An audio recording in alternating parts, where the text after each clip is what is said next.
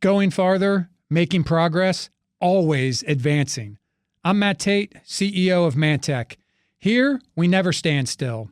Everyone from our data and AI experts to our cybersecurity specialists are constantly on the move, always advancing our clients' missions to keep our nation secure.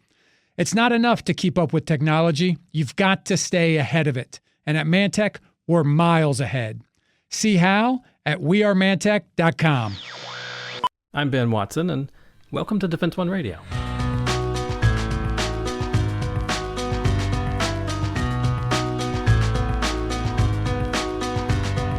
Patrick Tucker is Defense One's science and technology editor, and he recently traveled to Europe with stops in Estonia, Latvia, and elsewhere. So today we're going to find out what he learned as Russia's stagnated Ukraine invasion enters its 193rd consecutive week. This week, Lithuania's president called for a long-term closure of his country's border with Belarus. And that could impact, or crimp, Russia's access to its exclave Kaliningrad region, which is sandwiched between Lithuania and Poland.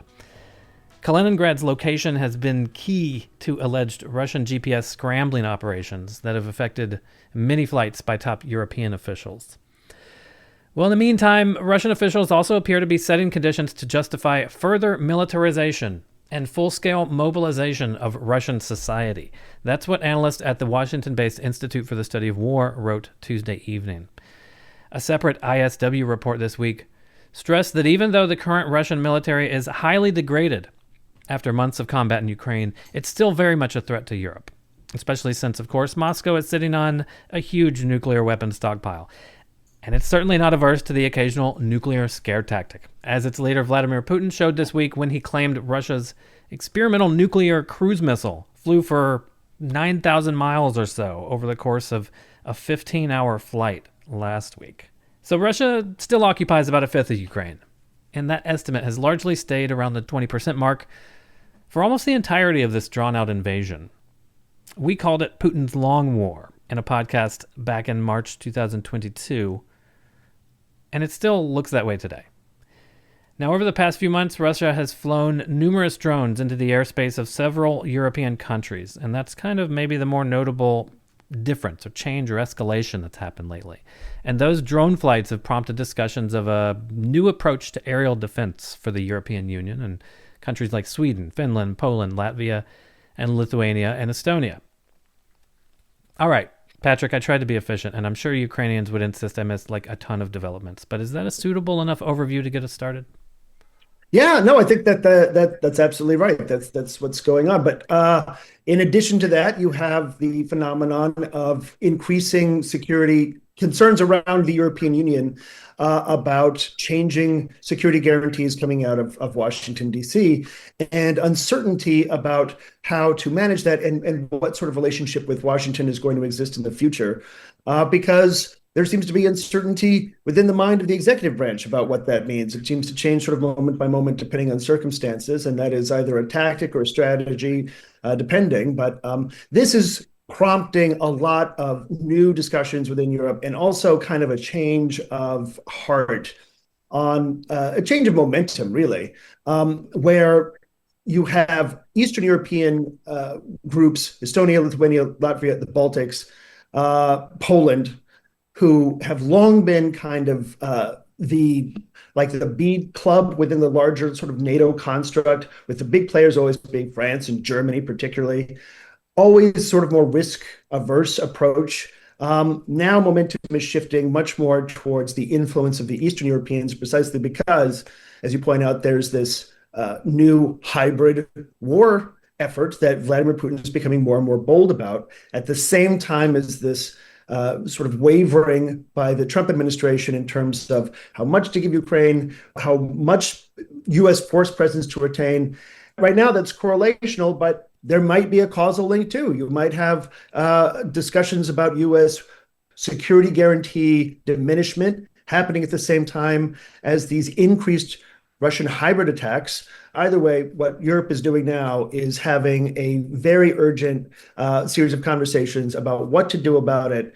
And it's a little noisy for Europe. NATO is normally like the most They're lovely.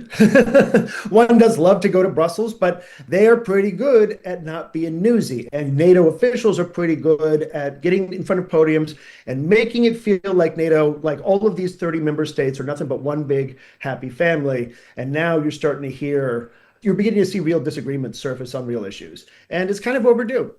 Yeah, I think to that point as well, security guarantees sort of wavering message from Washington. I think just today, Reuters had reported U.S. officials, as they mentioned months ago, are still very serious about pulling an unclear amount of troops, American troops, from Romania. And just before we hit record, I was getting emails from the chair of the House and Senate Armed Services Committee, sort of angry messages from the Republican leaders there. But I would like to proceed, if we can, chronologically for your trip. Where was your first meeting with European officials? And I guess, why? Why did you go? Why now? So I went out to Estonia, Tallinn, Estonia first, just after one of the incursions into NATO territory, probably the one that's most concerning to different folks in Europe and to the international community. Days before I went to Tallinn, Russia had flown dozens of drones over Poland. Poland responded by shooting some of them down, and everyone sort of thought that was provocative. The Polish government officials thought it was obvious that would be their response, and this caused a little bit of discussion online, nothing serious. And then Russia flew 2 MiG jets over the Black Sea into Estonian airspace on a beeline to the capital of Tallinn. As soon as they got off the runway, NATO had already knew that this was happening. 2 fighters dispatched out of Finland intercepted them in the air. They kept going, and in Tallinn, just outside of Tallinn, this airbase, NATO dispatched Italian pilots flying F-35s, and they escorted the MiGs out of Estonian airspace towards Kaliningrad.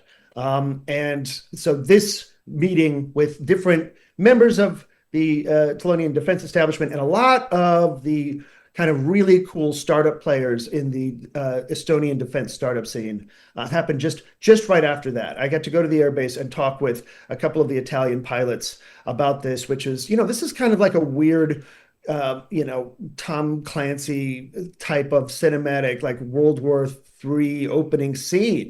We've got 2 MiGs. They weren't carrying bombs, but they did have air-to-air missiles. They're on a beeline to Estonia, to Tallinn, Estonia. You're an Italian fighter pilot. You've got to intercept them. Seems kind of dramatic. I was like, wow. And I asked the Italians, what were you thinking at this moment? Were you, how tense was this? And in true Italian fashion, they were like, this is a very professional engagement. We just intercept them. We are very well trained for this. And then I asked them, is it true that wine from the Languedoc region in France is superior to Sicilian wine?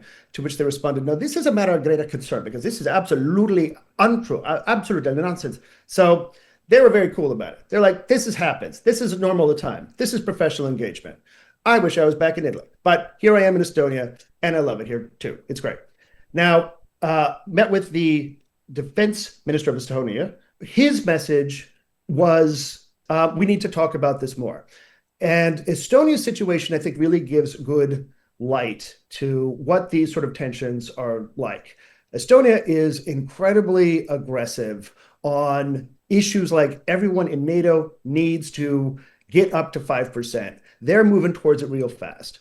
They're going to be there sooner than anybody else. And they're already, in terms of the amount of GDP they spend for defense, they're already right there. They're really aggressive. But they're also very aware of how vulnerable they are to basically whatever Russia decides to do. They are at the top of the Baltic trio. It is a nation of 1.3 million people.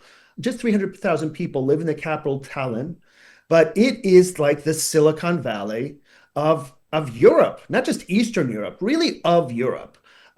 This is the location where the Soviet Union placed its computer science research institute, and it has just this enormous like culture and model and of progress and also technological progress. If you are in Europe and you ever take a Bolt, which is basically the European version of Uber, it's an Estonian company. So many Estonian startups are actually all around Europe and in the United States.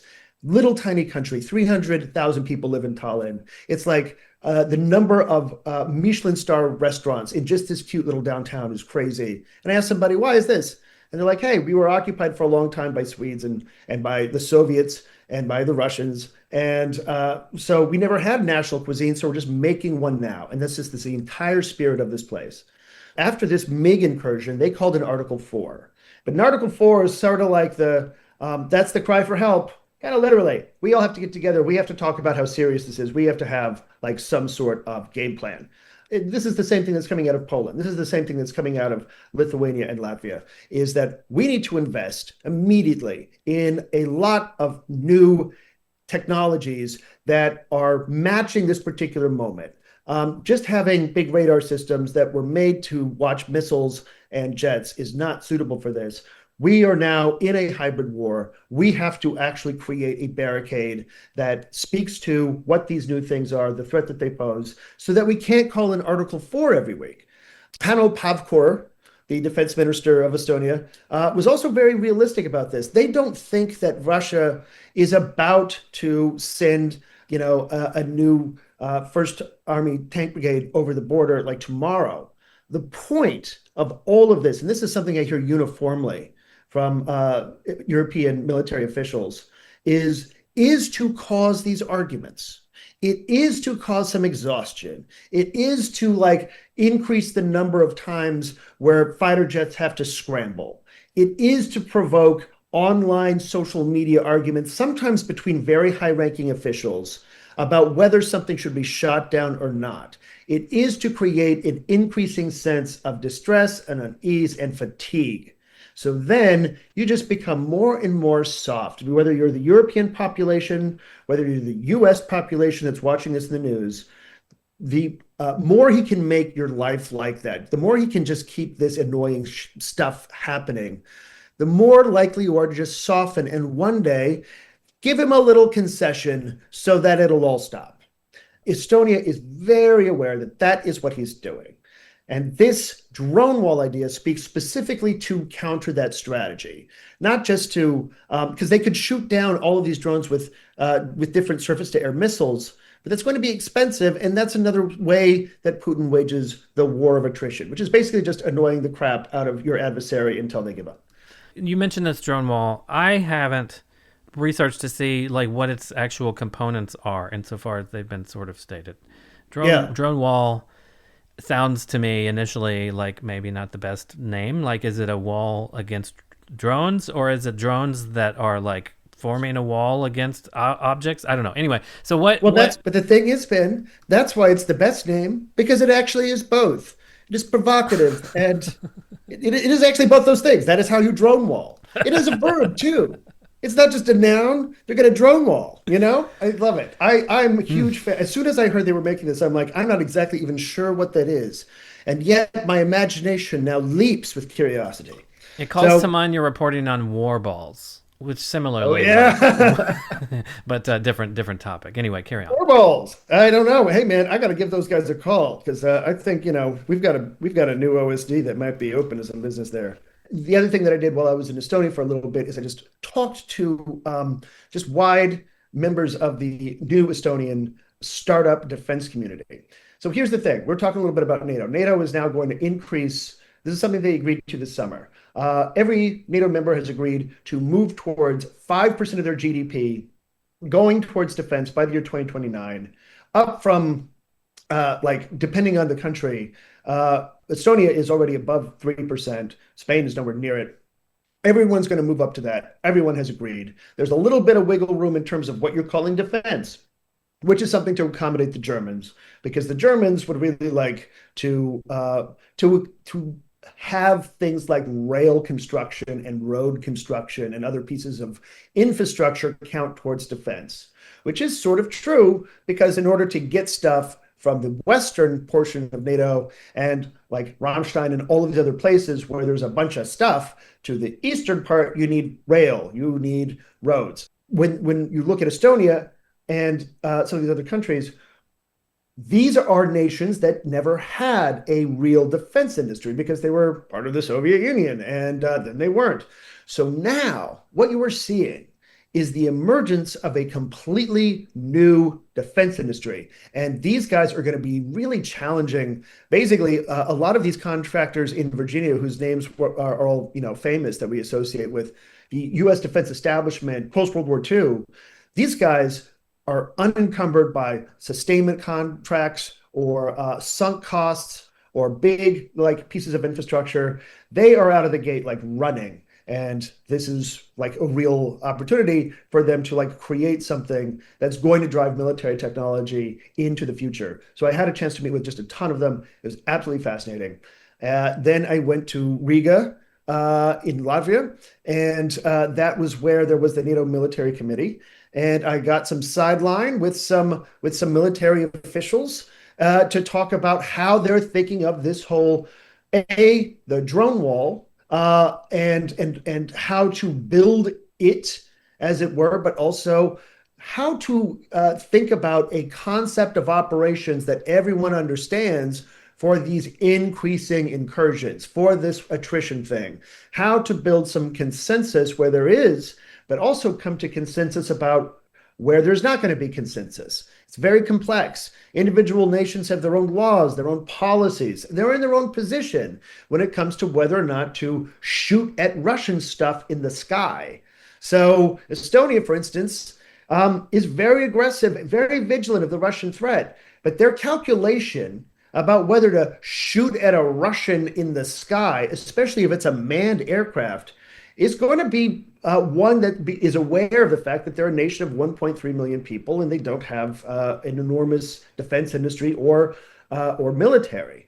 They're just trying to grow it. That's different from Poland, who is in a different position. And it's different from Germany, who really likes to avoid risks in terms of these larger economic relationships, including their long-term relationship with Russia over gas, becoming more and more tense because of one nation's kind of overzealous response to an incursion.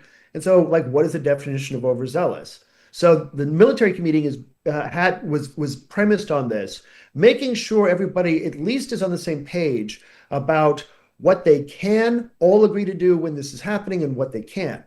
And here's the most important thing I think to understand about sort of where NATO is on this, because there are just some issues in terms of when one Russian thing flies over the airspace of one country, it's going to come down in some cases to the pilot that is maybe going to have to take that thing out, or the missile operator on the ground.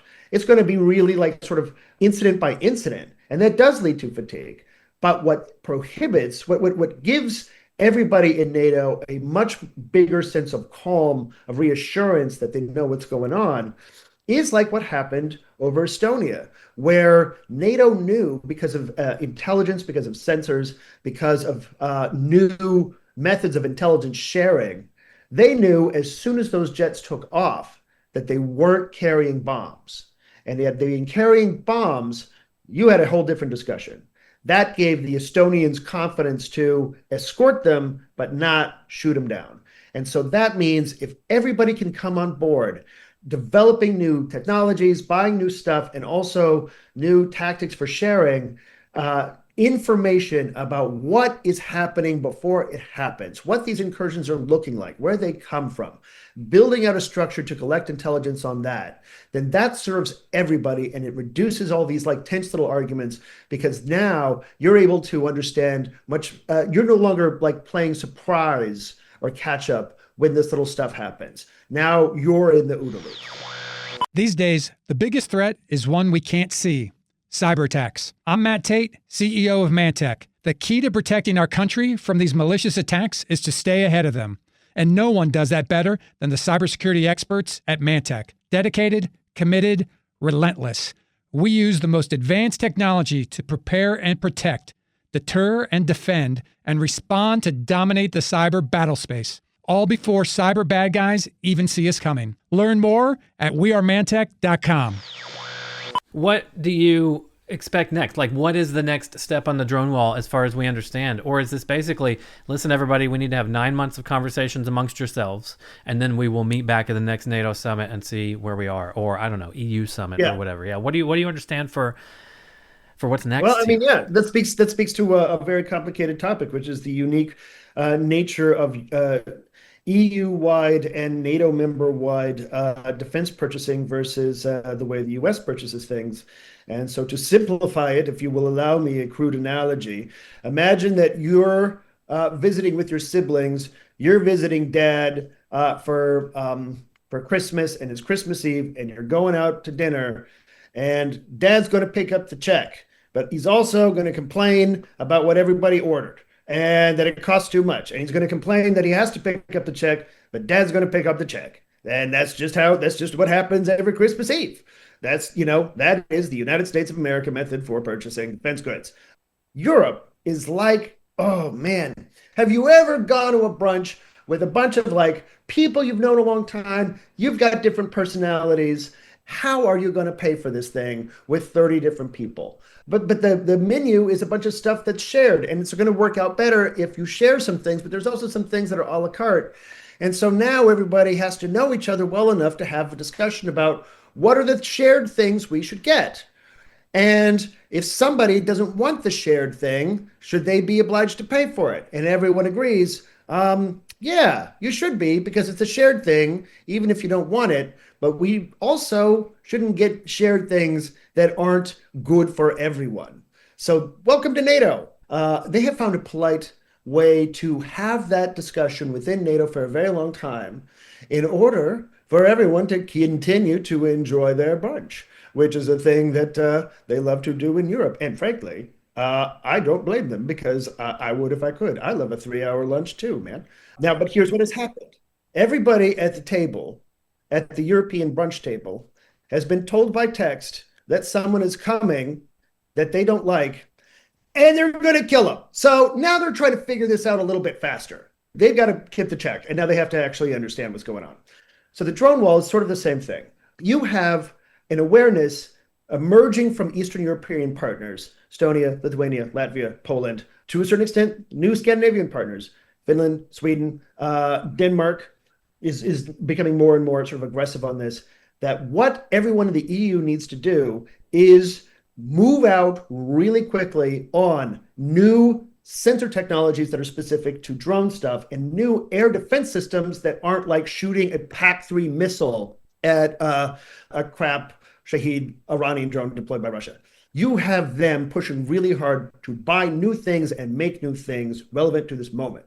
And you have, for instance, Germany, who is publicly, and every German official I've spoken to privately, tends to have a somewhat different view. And that is that it's really important to continue to build up conventional NATO deterrence.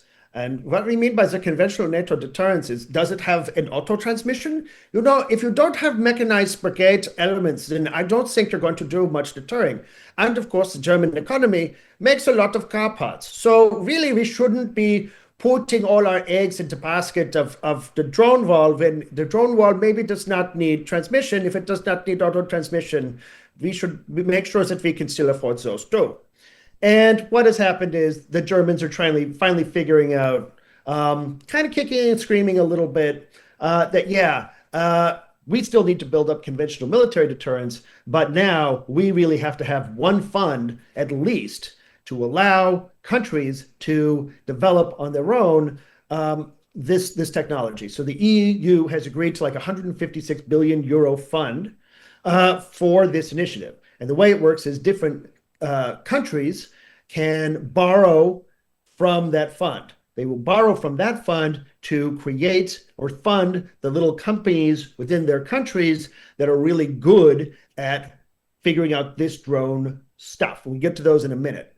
What NATO is doing within Allied Transformation Command is they are providing like a testing structure so that these companies, these new providers of anti-drone technology can, in a way that is suitable to everybody, pretty transparent, see if the stuff works.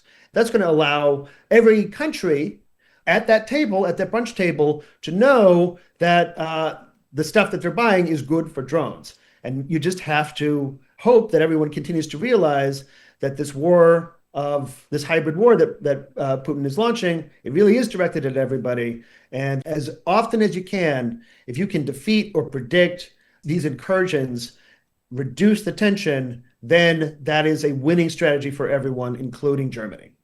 It is interesting. I like Germany's sort of insistence on a more complete picture, almost sort of a balancing. You guys going to do all these low cost munitions, drones, or whatever. Yes, we need to still think about. Yeah. Yes, but also the complete picture must include car parts. Car parts are very important for Germany. I don't do. Yeah. True. You remind me also in how President Trump's son is apparently getting into the drone motor business. And what a good time, apparently. But the cost factor is, I think, maybe the most compelling to me. The whole 1 million Patriot versus a $1,000 Shahed. You got to find some way to fix that math. So I can understand the continent kind of freaking out. Yeah. Well, so now I'll tell you what a drone wall is, like technologically, like how this thing works, because this is one of the most exciting things about it. This is not a thing that anyone ever figured out how to do before. Like air defense systems are designed for missiles and for fighter jets, not these little things. These little things fly at altitudes that are very difficult for radar to pick up, and they're at the size that radar can't pick up, and they can vary in speed in a way that radar can't pick up. You can send a bunch of jamming signals into the air, but you're going to interfere with cellular signals. You can shoot them down with microwaves, but what if you need to do point detection? So this is a huge technological and even a physics problem. So what's emerging is this new concept where you have basically a big mesh network where you have, and it's really, really heavily reliant on AI and specifically like robotics, and not just drones. You need drones in the air running sort of like patrols. You need drone trucks. You need self-driving trucks driving around the border, equipped with the new sensors. They're vision sensors. They're object detection. They see things. They have sensors to detect electronic transmission. They have sensors that detect the sound of drones, because you can detect the sound of the little motors running inside the drone. They've got thermal. They've got all of these different sensor sets to detect what is really hard to detect by the only thing we ever invented to detect stuff in the air, which is radar. And you have to put them on mobile units that are driving around, and those should be self-driving. And you have to create a mesh network where all of that data can be shared really instantly. And then you have to deploy against it if you're detecting an incursion. You have to detect the incursion. You have to have very high confidence about what that thing is, which is a drone as opposed to a bird or a hand glider. There's not really too many people hand gliding over the border between Russia and Poland, but just got to be careful. And then you have to deploy against it in time. And so you're going to send out what's cheaper than Patriot missiles. Depending on how good you can get the targeting and the timing of that operation, it's going to be another drone. So they're going to drone on drone. That's what a drone wall is. Now you know that a drone wall is a wall of sorts in terms of an area, a boundary that is now surveilled and no longer permissible for illicit or clandestine drone warfare. It is also drones in the air creating the physicality of the wall by literally stopping the momentum of the drone on its trajectory by blowing it up or capturing it. Variety of different tactics. And it is also a verb. This is how you drone wall. Now we know all of these things. And you didn't like the term. I don't. I kind of understand it. But, it's 2 words and we got to be punchy. Frank Luntz would love it. Words work. Well, you mentioned this lattice. Well, you didn't say lattice, but the word lattice came to mind from Anduril. You mentioned mesh network situation for this stuff. Yeah. This does sound like there's opportunities for U.S. companies possibly to throw in their hat for some of this stuff. Or is it, from what you understand, all deliberately very indigenous? We only want European stuff for Europeans because Americans are not, frankly, terribly reliable at the moment. That's the most interesting thing about like the Europe-US dynamic right now. Europe wants American stuff. There's a new initiative under NATO that just announced like last week. It's called the Pearl Initiative, and that is big tranches, like $500 million packages specifically to buy US stuff for Ukraine. This was, and so yes, they want to buy US stuff. They need to grow indigenous companies, but they are working within a NATO testing construct, and they're going to buy whichever works.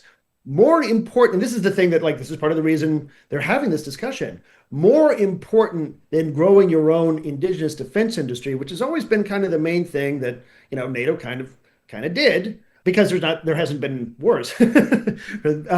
Testing, evaluation, requirements, growing your own domestic defense industry to a specific set of interoperable requirements. Now they just got to buy whatever works. This has got to stop. So yes, there is absolutely room for US companies, but what you're seeing on the ground, Estonian companies, the ones that I'm talking about, all across Estonia, some Lithuanian companies too, some Polish companies, they have partnerships with Ukrainians. And Ukrainians have what they now understand to be the most important intellectual property in like all of defense manufacturing, which is how to actually, like, when Russia does drone war, how it works, how you stop it, when like just how often you have to change like frequencies for control depending on what your adversary is doing. They have cross-domain concepts of maneuver just for robotic warfare, where first-person view drones go out. They're like the pikemen. Then you have bomber drones go out, place mines at specific locations to cut off resupply routes and isolate forward troops in the gray zone. Then you have unmanned ground vehicles go out and freaking take out the guy. Then you have robotic ambulances go out and evacuate your wounded. Like, Ukrainians partnering with Estonian companies who they trust, partnering with Lithuanians and Latvians, and there are opportunities for American companies to partner with these Ukrainians too. But Ukrainians are very aware now, finally, of the value of that IP. So I went to one, there was like a hacker conference, a defense hacker conference in Tallinn while I was there. Just kids get up with something like they pack together over the weekend, and they go and they present it to judges, and it's a good environment. Like the judgment is always direct and to the point, but it's an encouraging space. Like everyone knows that they're working towards making something better. It's not like too snipey. It's not like for TV. And the sharks are Ukrainians. The sharks are like the people judging or evaluating future Estonian like drone startups are dudes that like they're seriously going back to like Zaporizhia like later that day. That is fascinating. So yes, there's room for Americans, but Americans better figure out how to find some Ukrainian partners pretty quick, or not only they're going to get locked out of that, they're going to get locked out of like a lot of the counter UAS or UAS purchasing in the future. If they don't figure out now that, like, whatever comes out of the White House, there has been behind the scenes, under the headlines, a lot of work that has happened to enable Europe to continue to buy US stuff so long as it's actually useful in Ukraine. Our buddy Sam Bendit, we talked to him recently. Yeah. He had posted on LinkedIn about a week ago, companies in Europe were selling spools, just massive spools, larger and larger spools of this fiber optic cable that we talked about. And they're advertising them as having like 60-kilometer ranges, when you buy a spool. And it was just a further reflection of the way that, industry is adapting to this very real threat and cheap threat and proliferating threat. I mean, what you're talking about sounds so much like, because, my brain's always like Hollywood movies. It sounds so much like Skynet, dystopian robots everywhere. You're talking about ground robots helping sort of do relay stations. There's a European drone developer we talked to about 2 months ago from Germany who was working on kind of a mothership sort of idea. Yeah, but here's the thing. Because people are always like, Skynet speaks to a very specific, particular future that is incredibly speculative for one key reason, and that is that Skynet assumes a highly unified command and control in a closed architecture, and that ain't the way this works. You've got a whole bunch of different architectures. The Ukrainians have pretty good multimodal command and control over their stuff, but they are constantly having to compete with Russian EW. So that's why you still need a whole bunch of dudes on the ground to actually steer this stuff, no matter what. Across NATO, part of this whole fight is this guy's anti-drone thing works pretty good, and that guy's anti-drone thing works pretty good. Is this one open architecture? Is that one open architecture? Is that thing going to work with the comm system in this big bunch of Jeeps that I just bought, or this thing that came from the South Korean mechanized infantry thing that I bought too? Because if it can't, even though it's better at fighting drones, it's not going to help my entire military better fight drones. We're so far away from Skynet, it's not even funny because of heterogeneity of C2 structures. So rest assured, everyone, it's still a pretty big garbagey mess out there. All right, well, Patrick, we could go on forever, and I have no doubt that I will be talking to you again. Who knows? Maybe before the end of the calendar year. But we still have 2 months left, so anything could happen. A lot of things could happen. Well, Patrick Tucker is Defense One's science and tech editor. Patrick, thank you so much for sharing the details and takeaways from your recent trip to Eastern Europe. Auf Wiedersehen.